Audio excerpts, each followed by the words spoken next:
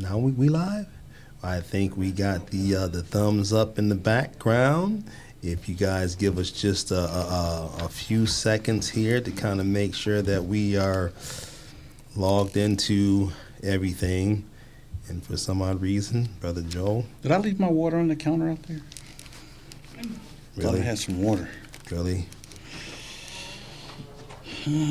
Well, we are live. We are live, Brother Joel. What's going on with you, man? We are live. We are live. Well, you know, just chilling and taking in this weather, recovering from that harsh wind.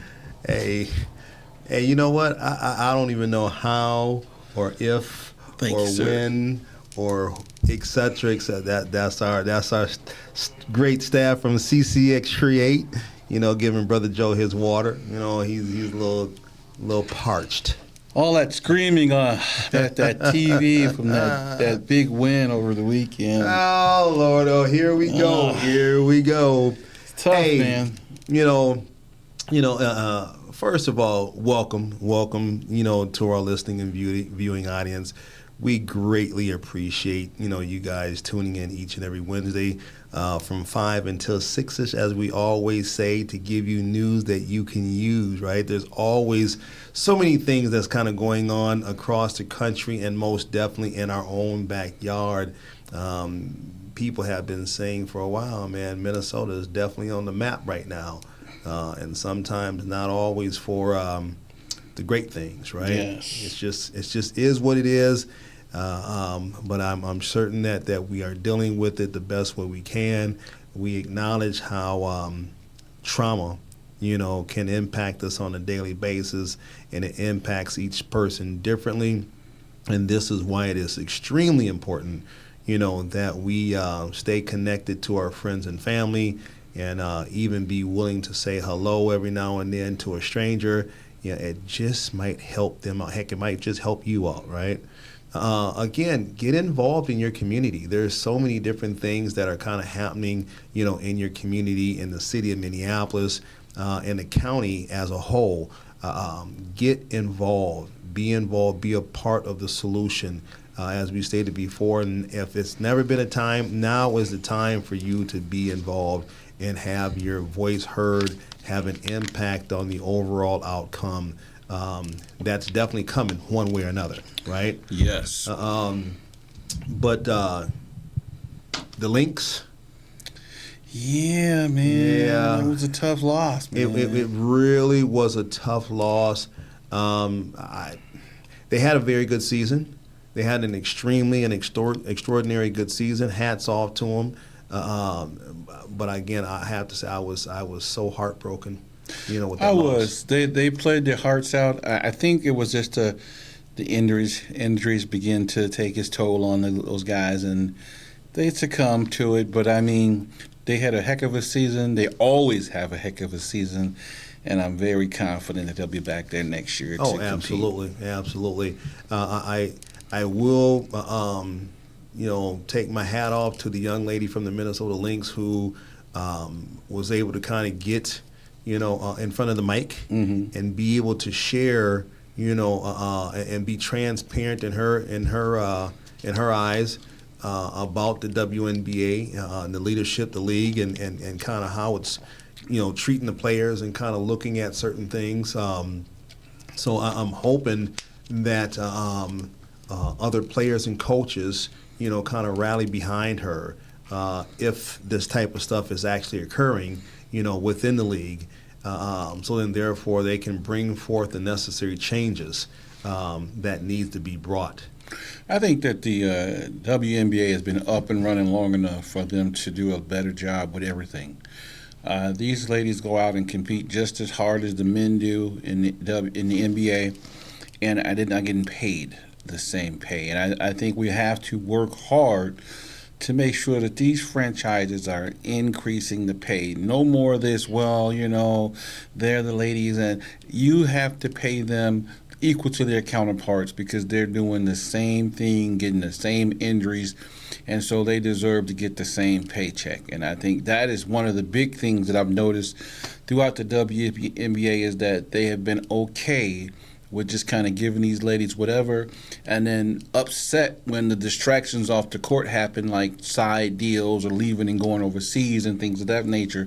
But if they would give these young ladies the proper contracts to be able to focus on their game here at home and what's happening, I think they would have a better opportunity and a better ball game. Absolutely. I will say that I am pleased that I see a lot more of these players getting these endorsement deals, which is definitely helpful.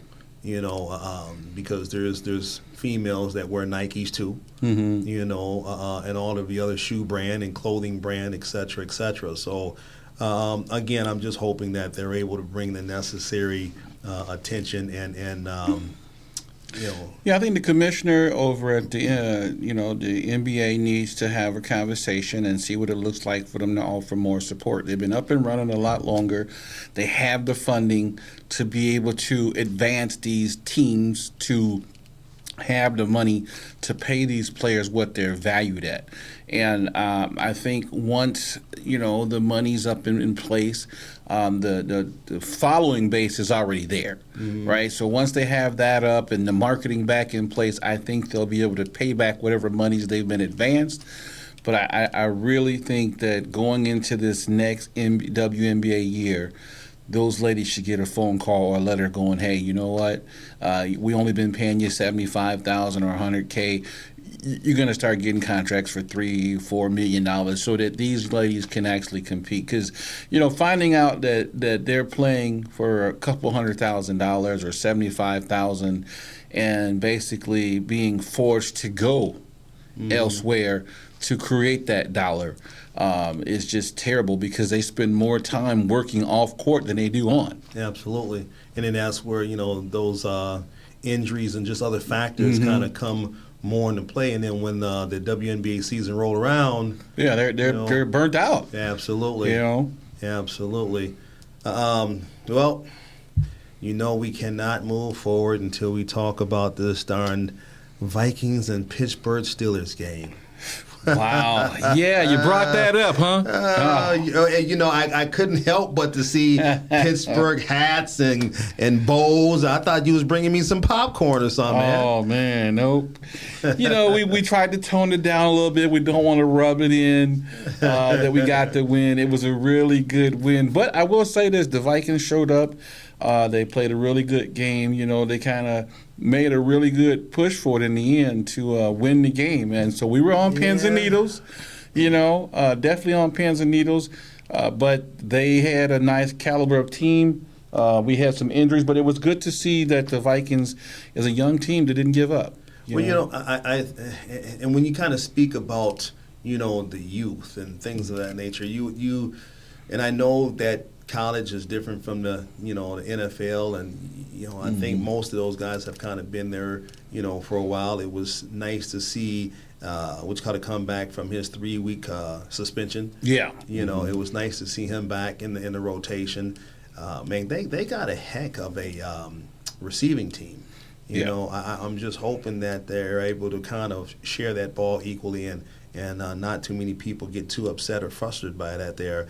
But towards the end, when we kind of get talking about towards the end, there was some really questionable penalties. They had a roughing the passer that cost them 15 yards. There's a couple of plays where they couldn't stop that Pittsburgh Steelers run, where they had got a couple of late first downs.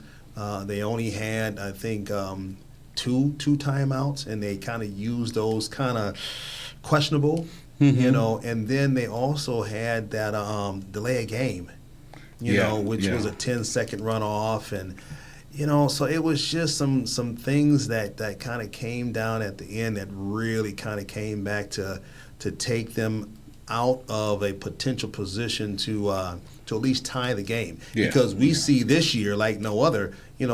These kickers are kicking 55, 60, 60 plus yard field goals on a weekly basis. I don't know what we're giving them now. All right, they're kicking from the end zone to the end zone. But I'm hearing that there's been a lot of soccer players. Coming into the NFL. Or those with soccer experience or whatever the case may be. But nevertheless, these guys are kicking some extremely long. I hear that the record's supposed to be like 68 to 70-yard field goal now. Yeah, because there was like a 70-yarder kicked in our game by the Jacksonville Jaguars, but it didn't necessarily count because it was preseason. So now I think the longest kick is like about a 68er. 60. Okay. Yeah. So, but it looks good. I mean, it's really good for the teams that, it makes it a little bit harder to compete. Because when you get a guy that can kick from his own 40 and still score 3 points, I mean, you got to appreciate that guy, right? Absolutely. So, but I think what we will see, though, since our kickers are coming out here, you remember when you're kicking from that far, the trajectory of the ball is a little bit lower, Absolutely. so you got to get it out and up. And I think you're going to see a lot more guys returning those field goals for 6 points. Well, if nothing else, they're definitely getting blocked. I've seen quite a few blocked field goals, field goal attempts. This year more than usual. So, yeah, it was fun. It's always fun to be in the Steelers curtain. As he calls it at the crib. He always puts out a nice little spread, so you can't be too mad. But, it still just kind of, aches just a little bit to walk away with that L, let me tell you. But other than that there, man, what's going on with you, man? Oh, man, just enjoying it, taking in some of this good weather while we got it. Yeah. It's the first, and here we are still in 80-something degrees, and we still got at least a good 4 or 5 days of some pretty decent weather before things kind of change a little bit, but not too bad. It's still some decent weather. So I just see it as one day closer to next spring, and that we ain't got to deal with no cold weather. And I'm hoping that this kind of carries into Halloween and kind of beyond, if you ask me. Well, it looked like the forecast was calling for it to be, almost 80 degrees this weekend. Slight chance of rain. So I'm looking forward to, this weather. The longer we can hold on to this warm weather, the less I have to spend on my gas bill. Right? Absolutely. So I know you guys out there know that once it gets past April, that we all believe that the cold weather rule kicks in. Don't happen. Found out last year, they got me, all right, for $140, and I was thinking, man, they cut me off for $140. But the cold weather rule technically only kicks in if you call and set up a payment plan. Right. And so if you're in Minnesota where it gets a little colder, make sure that you're aware of what's happening out there. Absolutely. Well, man, tonight, we're going to be talking about voting, and the urgency and the importance, of voting, and kind of breaking some of that down, even to some of our local elections, that's kind of coming up, some of the local campaigns, and just kind of why, the community needs to pay attention, and as we always say, kind of get involved. But before we kind of, break, into that, go ahead and hit them with that famous backpack and some of them housekeeping rules. Yes. We just ask that everybody respects everyone's comments and statements. Remember, if you need to get in touch with us, you can always inbox us, text us, or give us a call. We'll do our best to respond to your comments either on this show or the very next show. With that being said, we start, middle, and end every show with the backpack. Famous backpack. And that backpack consists of making sure you have your driver's license and insurance with you before you get in that vehicle. Remember to place them above the visor. That way, if stopped by law enforcement, it won't be mistaken for a weapon. Remember to stay calm. Keep your hands where they can be seen. Allow the officer to go through his spiel. And as always, make it on home to your loved ones. Same thing when walking down the street. Make sure you get your driver's license or ID where it's easily accessible. Remember to stay calm. Keep your hands where they can be seen. Allow the officer to go through his spiel. And as always, make it on home to your loved ones. Absolutely. Well, I want to piggyback on that just a little bit, when we get to talking about, firearms, young people, law enforcement, things of that nature. And if you haven't noticed, the city of Minneapolis always seems to have this summer collaborative effort with a lot of local law enforcement agencies. And I think it's the DEA, the marshals, I think even FBI.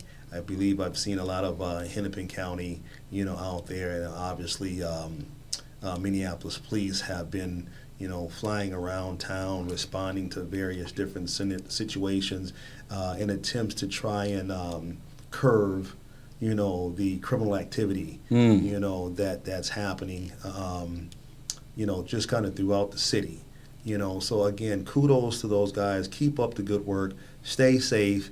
There was a conversation I had with a community member that I have not been able to confirm nor deny, that there was a transgender male who got into a physical altercation with a law enforcement official.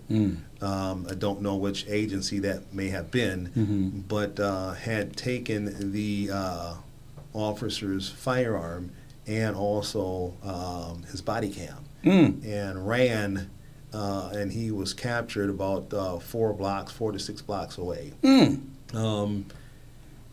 He was taken into custody, from my understanding. Again, I can't confirm nor deny, if that occurred. But what I can say is that you have seen such trends as far as individuals getting into more physical altercations with law enforcement kind of throughout the country. Again, like we said before, we are pro-police, but we also know that we're pro-good police. So there's a lot of officers out there, that, do questionable things within communities, and shame on them. And again, if that's what they're doing, sooner or later, whatever is done in the dark will come to light. Yeah. But we also know that they're the vast majority of law enforcement officials that pin that shield on their chest on a daily basis are truly out there, to have a positive and productive impact, on that community's outcome. Yeah, I think that, we have to look at the fact that today's world is a little more woke. That's the term they're using now, right? Absolutely. They're a little more woke. And so the folks are aware of what their rights are. And in some situations, they are a little more challenging or confrontational. And so you have to be aware of that and identify it so that you can then reach into your bag of tools and make the necessary adjustments so that we're not necessarily meeting them at our over-the-top hyper verbal disagreement and kind of bringing them down to, hey, I hear what you're saying, here are some concerns, but this specific incident doesn't necessarily deal with what you're talking about. How can I help you today? Why are we having this contact today? And how can I make things better? Now, I know that sounds a little corny, right? Because it doesn't always happen that way. You don't show up with cheeseburgers and everybody's smiling. Absolutely. But you do have to remember that you are professional, and we don't want to allow people to drag us into their issues. We're supposed to be there to kind of identify and solve those things, and that's what we want to try to do. If we identify that it's not a law enforcement issue, then we need to start referring folks to services, clear that call, and let's go. Because we should be doing preventative stuff anyway. Absolutely. But we don't want to get drawing into someone's terrible day and then decide, oh my God, now I'm killing somebody behind something that was very simple that could have been, you know what, you're having a bad day, sir. I see we're not going to communicate. No one's in danger here. There's no law being broken. Let's get going. Absolutely. Well, I know that, I went to a community meeting earlier this week, and I had heard, and folks are getting kind of frustrated and disappointed as they were supposed to have this mental health team kind of riding along with Minneapolis or working along law enforcement or whatever the case may be.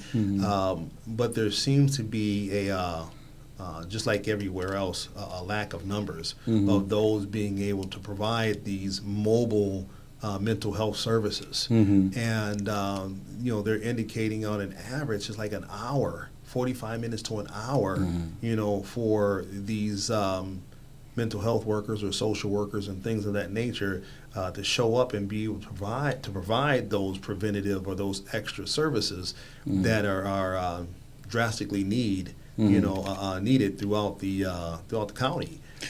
Well, I think the biggest thing is it's happening throughout the country too, and the problem of it is no one really wants to accept that the police have always been the first phase. right? We're the first phase.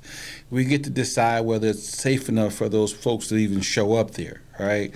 So, in order to do so, we're going to have to spend the bucks, right? Absolutely. You're going to have to spend some bucks. If you want to have at least a couple cars out there that do have some folks that are going to respond to those issues, they're going to have to be with a cop, and they're going to have to be able to respond in time.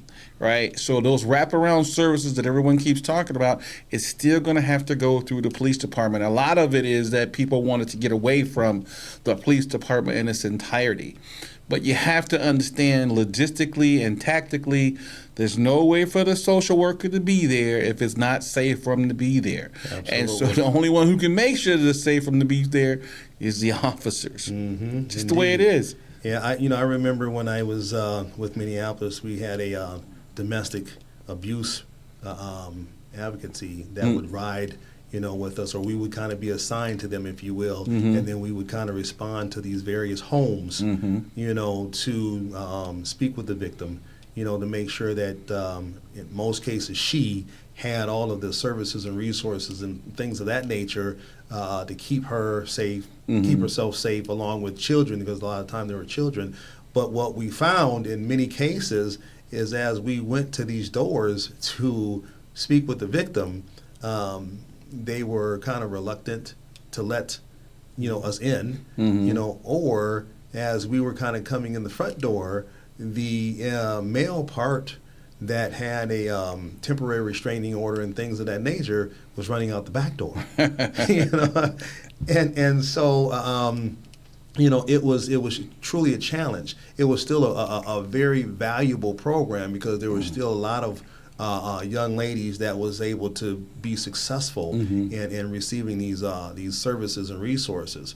And so I think it's going to be just as equally valuable for these mental health workers and whatever social workers to be with an officer, and maybe that squad or two will be assigned to responding to specific calls. Yeah.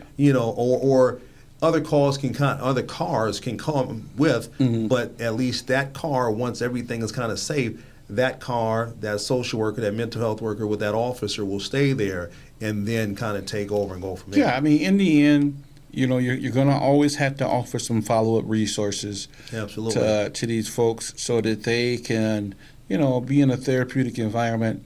It's either going to be one of two things, alcohol or narcotics or mental health directly, that's causing these confrontations. And unfortunately, these are people that they love, and these are relationships, so they're definitely going to see each other again, communicate with each other again. And even once court ordered to be apart, we find that they're still going to make attempts to be together. I can't tell you how many times I pull people over and the guy's driving the car and she's got a restraining order and the car is in her name and you can clearly see that this is the guy. Right. And she's going, no, we're getting along. I told him we don't want it anymore. And you go, yeah, I know, but it's still a court order that hasn't been squashed yet. So, he's in violation, and we need to be taking him here. Now, again, in that particular case, folks, you don't have a choice because you do have a judge saying if you see these two together, you legally need to take some action. This is not a discretional authority thing, so the cop's not being Joe bad guy. He's simply going, you know what, if I don't do this, I'm violating the order, and if something happens to you, I'm in trouble. Absolutely. Right? So that's kind of how that works. Absolutely. Well, man, I wanted to take a few minutes and just kind of pivot here just a little bit and talk about voting. I had a conversation here recently with Mr. Al Flowers and a couple of other community members, that are pillars in the community, primarily in the north side of Minneapolis. And we were talking about the challenges of getting people to be interested in voting and why it's important for people to vote and things of that nature.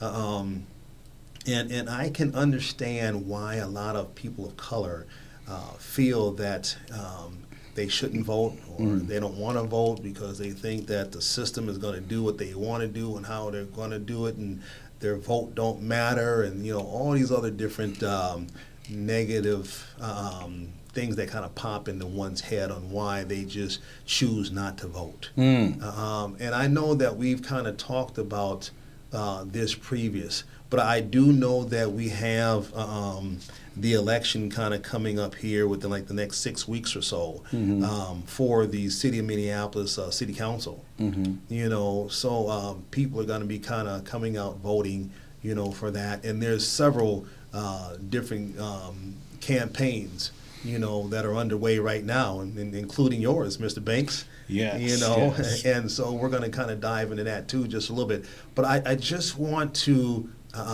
talk a little bit about, if we can, the importance of why individuals, especially people of color, why they should vote. Well, real quick, I want to say congratulations, Camo J. They're moving. Yes, down the street absolutely. to Penn and Laurie, thanks to the green. What is the green line? Green. That's the blue line. Blue line. Blue line. So they're going to be moving. But it's important. I think we have like 15 mayoral candidates for the city of Minneapolis that are going to be out there campaigning, trying to get your vote. But it's really important because a lot of times people's biggest complaint is, I don't like the laws, I don't like the policy, I don't like the rules. And in order to change them, you have to be at the table when they're being created. And I think too many communities of color, just aren't there present to see the process. Right. To see. A lot of people say, well, my vote don't matter because you haven't actually seen the process. Your vote does matter when you're actually at the table while the voting is occurring. Right? When the bill is being created, when it's becoming a law, and whether or not you think this is something that should be enforced in your community, your voice matters. Yeah, absolutely. So as we always say, no vote is a vote. Absolutely. Right? And so you have to stand up, and if you are opposed to something or behind something, then you need to be heard. And it's important that you go to the polls. And a little history behind that is that, a lot of people died for you to have that privilege. Yeah, absolutely. And so when you don't utilize that privilege, you make everything that they went through pointless. Right? So it's important that, that people understand the voting process, why it's important when you turn 18 to utilize that privilege that you have as an American citizen to be heard. Indeed. Right? And most importantly, the reason why I say it's important for the youth to vote is because technically you're the generation that's going to inherit those new rules and laws, right? They're going to affect you the most because a lot of the older folks are kind of settled down and they're kind of hanging back, and those things aren't impacting them because they're not out there to be impacted by them. But you as a youthful person are out there in the community, not aware of what those rules are. Case in point, the new speeding signs, cameras that just went into effect here in Minneapolis. And if you haven't been paying attention or didn't hear about it, and you're cruising down the street and you get this ticket in the mail for $350, going, wait a minute, I don't know what's going on. Yeah, you should have come to the table. You had a voice, you didn't utilize it, and you missed the time period in which they were having a conversation about putting them in place. And when you didn't vote for or against, you allowed those who wanted it to do what they wanted to do, and that's the outcome. So if I may just jump in for those that might not know what you're talking about. The city of Minneapolis has just approved cameras to be placed in certain strategic areas. And now, I use that word strategic very loosely. I don't know exactly where those cameras are stationed, but however, if that camera catches you speeding, and I don't know if they have a 5-mile-per-hour grace, or if they have a 1-mile-per-hour grace.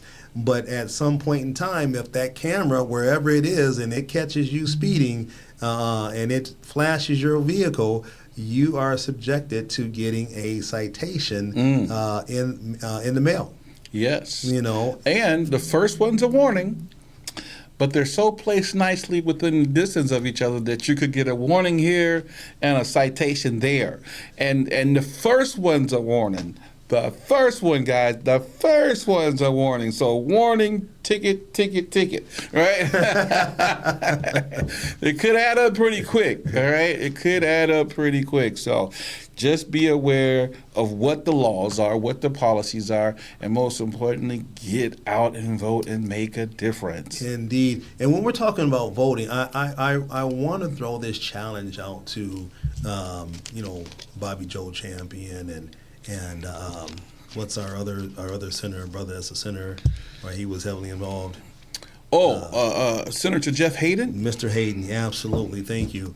And anyone else, that has the knowledge and the skills to be able to hold training or cohorts or information sessions as far as, what is a bill and how to write a bill and, things of that nature. I believe that if we get individuals like yourselves to kind of come back to the community, as you have in previous times and giving back to the community, but educating the community on things like this here is absolutely vital.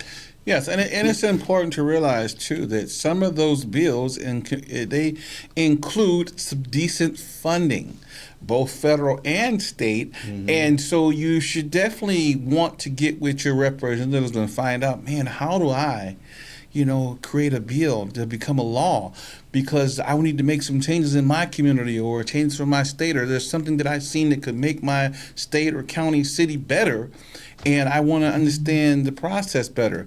And I take it all the way back to the simple fact that, a lot of people don't realize it.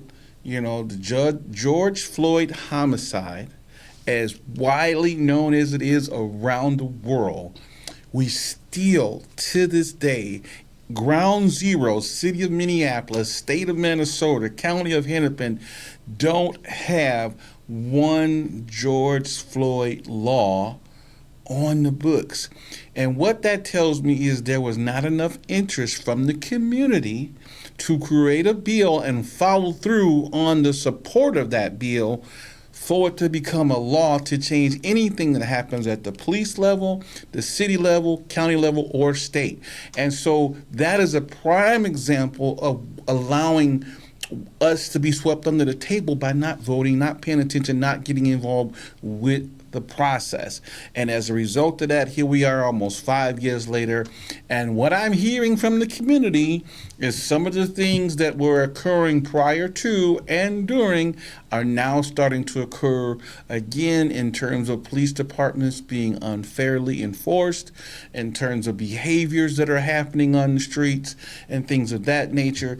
And again, I will always say it, the police department and the things that they do wrong are the outcomes, right? But we get to decide what those outcomes look like going in. Absolutely. And so get involved. Absolutely. I mean, you had stated before, and I think it, fruition came to be true, and it was pretty much right on point, when you were talking about that 5-year mark. And how if we did not come to the table and be involved, and have our voices heard, to have input on the outcome, impact on the outcome, that we were going to go right back to, what it was and before. I will say this too, it's okay to reverse some of the changes. In the past, police officers were not required to have a criminal justice degree or a degree of any kind. As a result of it, we had officers that come out of high school from all walks of life. We trained them in academies and then placed them in a squad car with additional training and sent them to work. Since then, we have seen those professional officers, some of them are still committing some of the same incidents, having some of the same problems that occurred from those folks who did not have the educational background. So we now know for a fact now, statistical data shows us that not necessarily having a college degree makes a better officer, right? So we've learned that sometimes having those lived experiences as a community member, that desire to want to do things better, and that compassion for the people has taken more of a front center stage. And every time there's a major incident involving a use of force, we come right back and go, yeah, we got to figure out how to be more compassionate. We need to figure out how to be more transparent in the community. And that's where it starts, in that process. Getting Joe Citizen, who has a genuine desire to want to do something better in the community, allowing him the opportunity to be able to be a part of making things better, and then training him while in the job on the things he needs to know to make him an even better officer in terms of the laws and policies and procedures. And so to me, that's an even better way to make things happen. Yeah, absolutely. Well, as much as, I love talking about police and policies and kind of some of the things that we need to do and should do, changes that we need to make, I want to kind of pivot back to the voting. Because I want to make sure that the communities, the people truly understand the importance of getting out there and being able to. Well, see, that's what I'm making my way to, because having that vote, right? Having the citizens come out and say, you know what, the standards is A, B, and C. And they just haven't worked. We know that because our neighboring states have been able to hire people without that additional degree.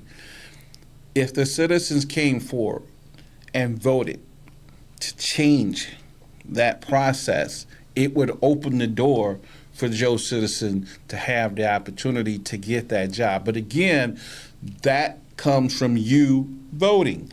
You have to be a part of the voting process. Remember, cops are not enforcing laws, or they're not making laws, they're enforcing them. And so they're enforcing laws that you create. So you have to get out and vote. And let me show you why voting is so important too. Years ago, there was a time when myself and Beeks couldn't drink from an all-white fountain. Mm-hmm. Had we not empowered people, had there not decisions being made to, we're going to vote against that, we're going to change that, then that was technically a law, right? And I could only imagine what that young black officer felt like when he walked up to that white-only fountain and it was a young black kid in the middle of July sipping some water. There was a decision that had to be made. There was a decision that had to be made because technically this was a law. It's a law. And it's being broken. And as a law enforcement officer, I really should run you in, right? But the kid's getting some water. So it was something that needed to be changed. And voting did that. Absolutely. And again, I know we were talking more about voting and policing and things of that nature, but I want to make sure that we also understand that, there's other local elections, if you will, that we need to be paying attention to, because our city council, our mayors and things of that nature, our sheriffs, et cetera, has more of a direct impact on your outcome. So when we're talking about, this upcoming election in the next 6 weeks or so for city council, do your homework. See who's out there running and what they're running on and things of that nature. Now, yes, it can be kind of frustrating and all of these other different things because, we see individuals say, oh, well, we're going to be tougher on crime, or we're going to do this, or we're going to do that. And sometimes they don't fulfill what it is that they say that they're going to do. And now it feels like we're kind of back to square one, so on and so forth. But I will say this here is, just because you may have voted for someone and they don't fulfill what you think, feel, or believe, to be true, it's temporary.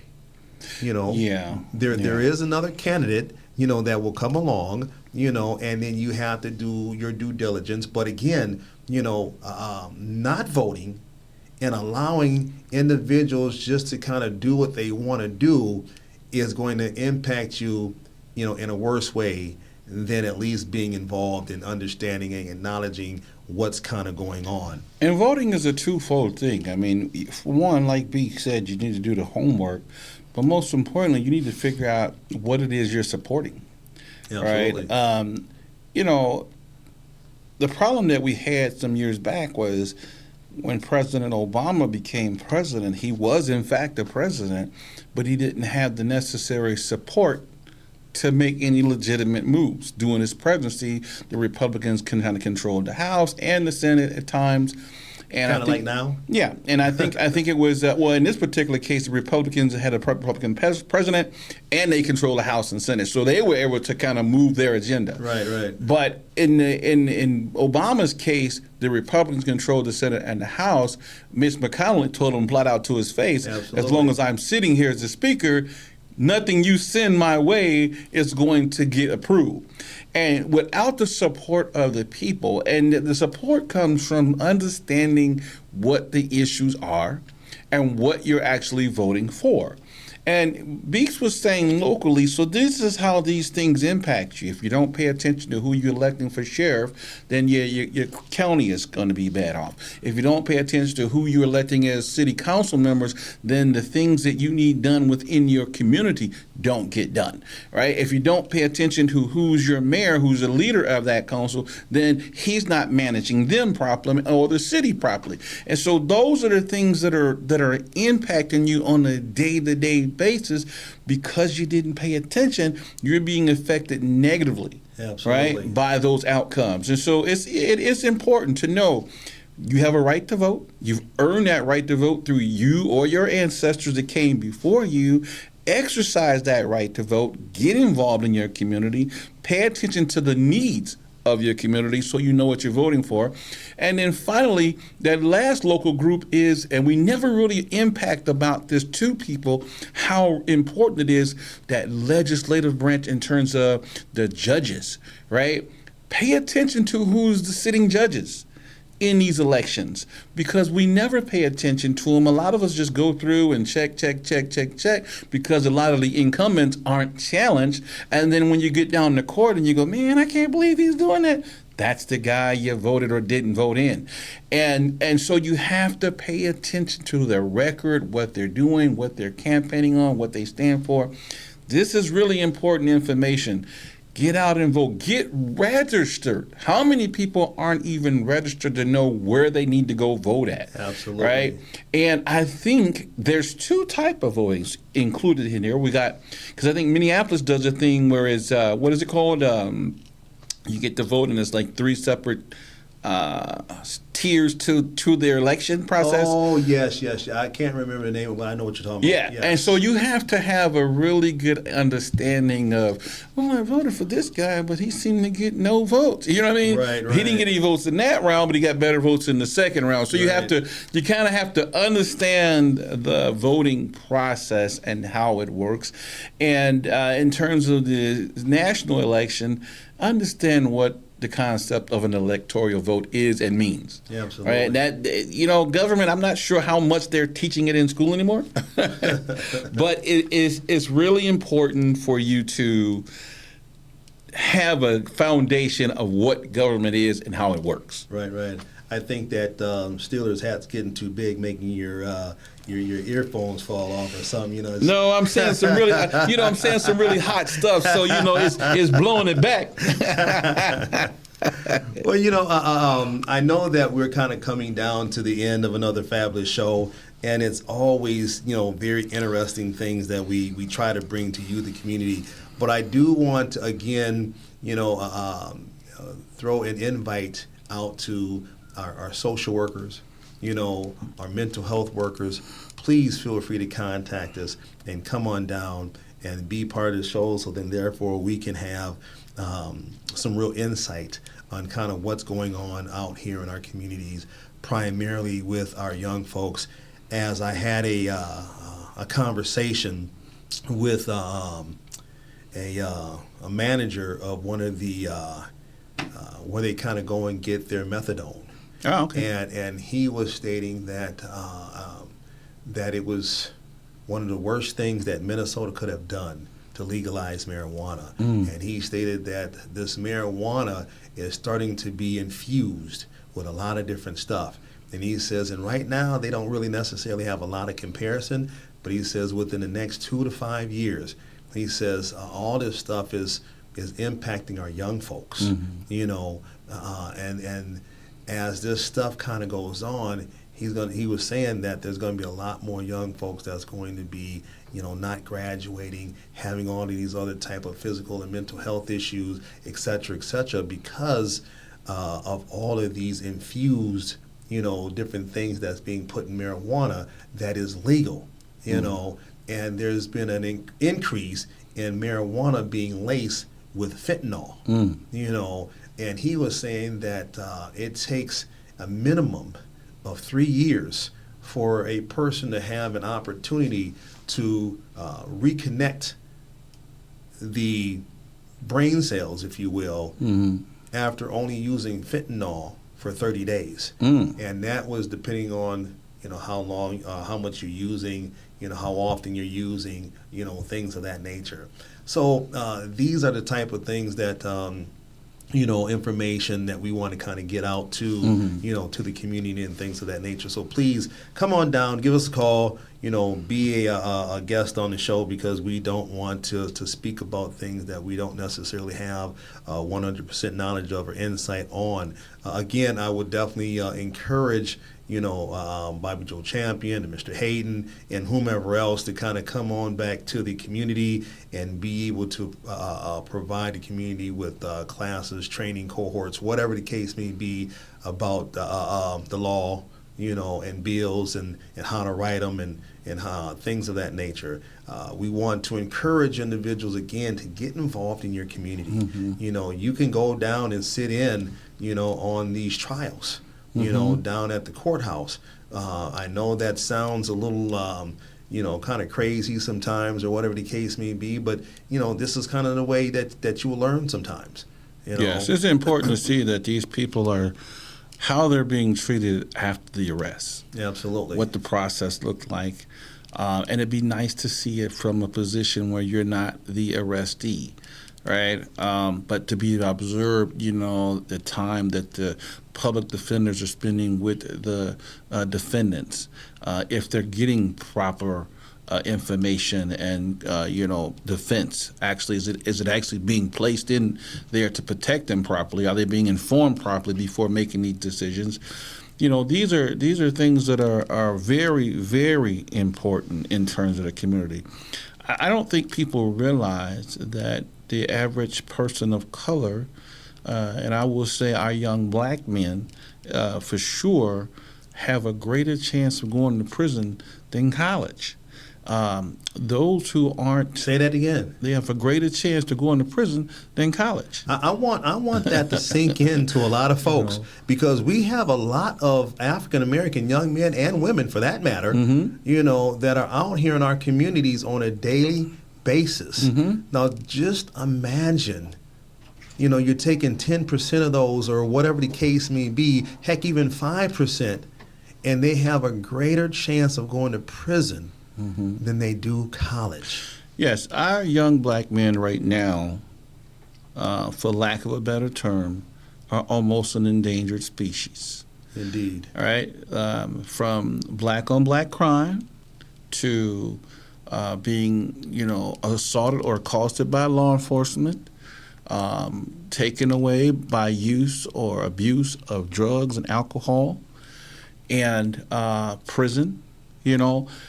Those stats right there means that a good chunk of our young black men never make it off the block. Indeed. And so that is a staggering number, especially when those gentlemen generally end up with some type of mental health disorder that puts them into the system. And unfortunately, they are not always able to navigate their way back to citizenship. And so they're trapped outside of society and forced at some point into a life of crime and violence. And as a result, they're kind of just locked away, locked away, locked away. What does that mean? It means that our young women are always in a position where they're trying to still carry the flag by themselves. They're trying to take care of the home by themselves. They're trying to encourage those individuals that are locked up by themselves. They're trying to raise the children by themselves. And science tells us that learned behavior continues and continues until we can trade it for something better.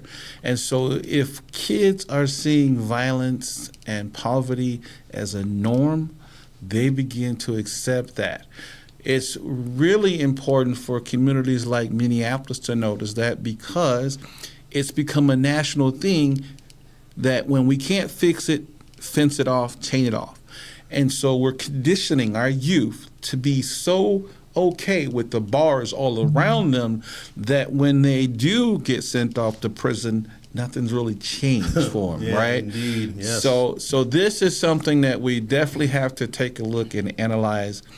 And I will say this, being the CEO and president of Beeks Youth Centers, youth really need us to focus on them. They really need us to focus on giving them an agenda, making things better, and trading them for something positive.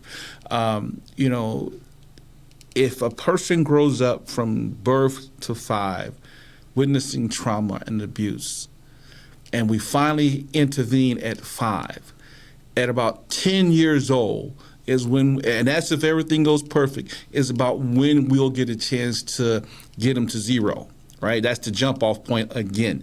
Now, this is a 10-year-old, right? The important thing to understand about that is between 10 and 18 only leaves 8 years for us to put this person in a position to possibly adjust them to normalcy, right? And that doesn't always happen. And so we know between 10 and 14, folks are trying to deal with emotions and hormones and things of that nature, so there's distractions in between. And there's a good chance that if we don't get them by the time they're 13 on the right path, they're gone for a lifetime. Man, that's extremely deep.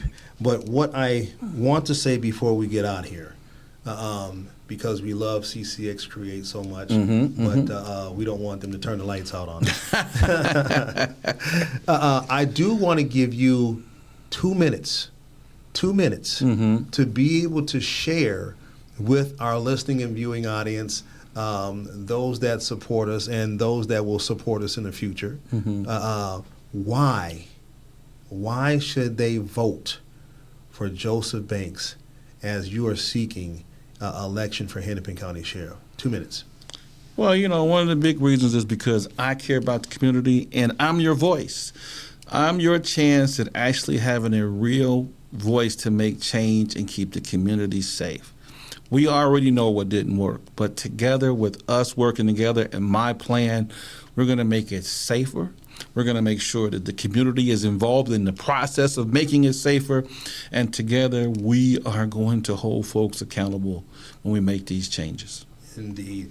Well, man, I want to thank our listening and viewing audience. Most importantly, I want to thank CCX Create for allowing us to be here each and every Wednesday to bring you news you can use. This program is to educate, empower, and enhance you, the community, and provide you with services and resources and information. But we cannot do that without you. So please, come on down, let your voice be heard, share whatever stories, resources, concerns, training, whatever it is that you're doing positive and productive in the community. Come on down and let's talk about it. We want to, again, thank CCX Create. Again, we cannot do this without their help. They cannot do this without your help. So any donations that you may have, please feel free to go on to their website and donate whatever, 50 cents, $1, whatever it may be.